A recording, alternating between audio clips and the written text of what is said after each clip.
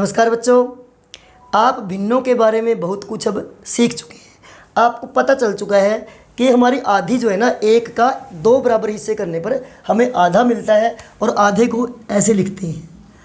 तो अब जब आप समझ ही गए होंगे कि ये आधा हमारा एक का हिस्सा है, तो ये तो क्लियर है कि हम एक को दो बराबर भागों में बांटेंगे। चलो अब हम संख्या रेखा के माध्यम से भिन्नों को समझते हैं।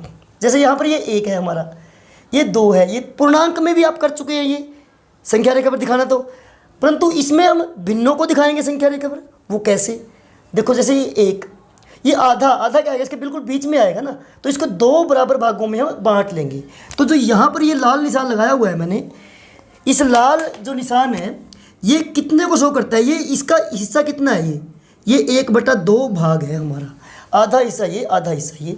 तो इसको हम तीर के निशान से ऐसे कर देंगे और ये 1/2 भिन्न हमारी यहाँ पर इस प्रकार से आ जाती है। इस प्रकार से यहाँ पर एक आ जाता है और यहाँ पर क्या आता है फिर? ये एक और ये आधा, एक और आधा, तो यहाँ पर कितना आ गया? एक पूरा और आधा, और ये तो यहाँ पर ये दो आ गया हमारा।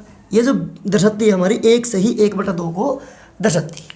तो ये दो को, फिर ये अगली जो दर्शाती है किसको दर्शाएगी? 2 सही 1/2 को, यानी कि 2 पूरे और ये आधा। चलो अब हम इसको देखते हैं। ये भी आप जानते हैं कौन सा पार्ट है, ये तीसरा हिस्सा है। इसको आप 1/3 लिख सकते हैं। 1/3 को संख्या रेखा पर कैसे दिखाएंगे? जैसे हमने 1/2 को दर्शाया उसी प्रकार से 1/3 को दर्शाएंगे।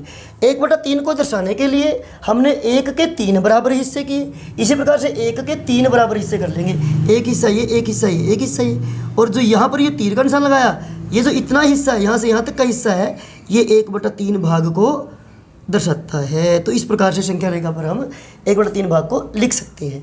यहाँ पर ये 2/3 और यहाँ पर ये 1 हो गया, यानी 3/3 हो गया। ये 3 पूरे हो गए ना, 3/3 को हम 1 भी कह सकते हैं। और ये कितना हो गया? देखो ध्यान से देखो तुम, 1 सही 1/3 या 4/3 भी कह सकते हैं इसको हम, क्योंकि 4 पूरे आ गए ना। यहाँ पर 3 भागों में बांटा बराबर हमने, तो 4 पूरे हिस्से, 4 मतलब पार्ट, और 3 हिस्से बराबर करके किए हुए हैं हमने। इसको समझना है आपने। यहाँ पर ये देखो, यहाँ पर कितना आएगा? ये 5/3, और यहाँ पर कितना आएगा बच्चों? ये 6/3 आ गया हमारा। 6/3 को ही हम 2 कह सकते हैं, यानी कि हम 3 बराबर हिस्सों पे हमने 1 लिख लिया। जैसे 3 बराबर हिस्से थे ना, यहाँ पर हमने 1 लिख लिया, तो ये तीसरा हिस्सा, इसको हम ऐसे दर्शाएंगे। इसी प्रकार से देखिए यहाँ पर 1/4 को करते हैं हम। ये समझ गए होंगे हिस्सा आप कितना है? 1/4 है। इसको हम संख्या रेखा पर दर्शाने के लिए बिल्कुल वही तरीका, हम 1 को लिखने के बाद 4 बराबर हिस्सों में कर लेंगे।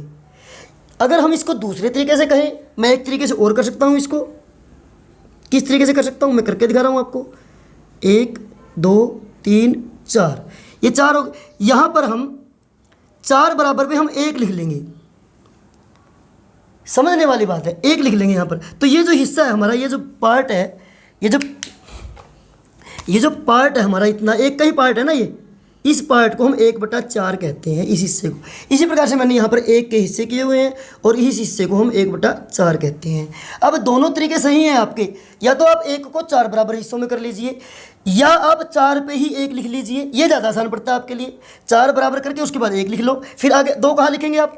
ये क्वेश्चन आता है। फिर 1 2 3 और 4, तो यहाँ पर 2 लिखेंगे आप, यानी कि 4 खानों के बाद आप 2 लिखा, तो ये 1 हो गया 4/4 हमारा। फिर ये 8/4, इस प्रकार से आपके पास ये बनेंगे। और ये 2/4, ये आधा है। देखो ध्यान से देखो, आप सीधे में है बिल्कुल, ये देखो आधे के, ये देखो आधा है ना, इसको 2/4 भाग। अब ये तो समझ में आ गया होगा आपको। इसी प्रकार से आप भिन्नों को दर्शा सकते हैं। 5/6, 5/6 कैसे दर्शाएंगे? 5/6 कैसे दर्शाएंगे? 6 बराबर हिस्से करने पर 5 हिस्से कर देंगे। अब 10 को देखते हैं हम। ये देखो यहाँ पर देखो, इसके 1 2 3 4 5 6 7 8 9 10 बराबर हिस्से किए हुए हैं।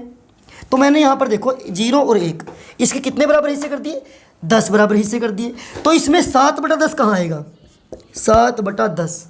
अब देखो 1 2 3 4 5 6 7, तो यहाँ पर ये 7/10 यहाँ आएगा। इस प्रकार से हम भिन्नों को दर्शा सकते हैं। और ये सारी भिन्नें हमारी 1 से छोटी होती हैं। हम ये पिछले वीडियो में कर चुके हैं, बता चुका हूँ मैं आपको कि हमारी जो भिन्नें होती हैं ये सारी 1/2, 1/3, 7/10, ये उचित भिन्न होती है, सारी 1 से छोटी ही होती है हमारी। एक से छोटी होती है। और जब एक के बराबर आएगी तो वो इस प्रकार की भिन्न होगी, ये 3/3 या 2/2 या 4/4, ये हमारी सारी भिन्न एक के बराबर होती है। देखो मैंने बताया ना आपके, यहाँ 4/4 किसके बराबर है, एक के बराबर है। तो इस प्रकार से हम भिन्नों को संख्या रेखा के माध्यम से समझ सकते हैं। मान लीजिए अब आपने 6/7 को संख्या रेखा में दर्शाना है। 6/7 कैसे दर्शाएंगे? 6/7 को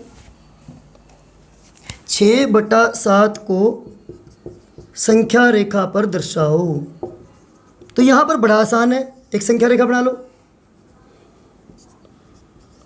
1 2 3 4 5 6 7, ये 7 आ गया ना हमारा। 7 पे आप 1 लिख लो, फिर आगे 8 9 10 11 12 13 14, यहाँ पर आप 2 लिख लो इस तरीके से, या फिर आप 1 लिख के 7 बराबरी कर लो। तो एक ही तरीका पड़ता है आपका। अब 6/7 कहाँ आएगा? यहाँ पर 6/7 आएगा आपका। ये आपका 7/7 है, और जो कि 1 के बराबर है। इस प्रकार से आप भिन्नों को संख्या रेखा पर बड़े ही आसानी से दिखा सकते हैं। धन्यवाद।